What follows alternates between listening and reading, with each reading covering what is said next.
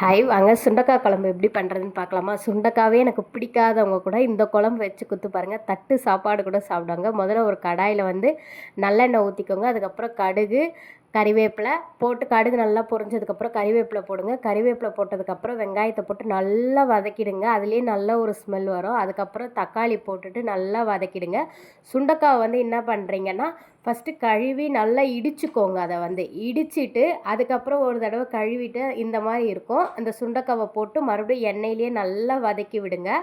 வதக்கி விட்டதுக்கப்புறம் கொஞ்சமாக மஞ்சள் தூள், மிளகாத்தூள், உப்பு இந்த மாதிரி இடித்ததுக்கப்புறம் வரும். மஞ்சள் தூள், மிளகாத்தூள், உப்பு இது எல்லாமே போட்டுட்டு, உப்பு தேவைக்கேற்ப போட்டுக்கோங்க. போட்டுட்டு நல்லா கிளறி விடுங்க. அதோட ரா ஸ்மெல்லாம் போயிடும்.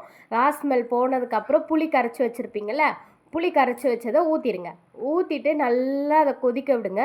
கொதிக்க விட்டதுக்கப்புறம் எண்ணெய் பிரிஞ்சு நல்லா வரும் பாருங்கள். நல்லா எண்ணெய் பிரிஞ்சு வந்ததுக்கப்புறம் நீங்கள் என்ன பண்ணுறீங்கன்னா, அதில் வந்து கொஞ்சோண்டு கொத்தமல்லி போட்டு இறக்கிடுங்க. ரொம்ப டேஸ்ட்டாக இருக்கும். ஒரு டைம் செஞ்சு பாருங்கள்.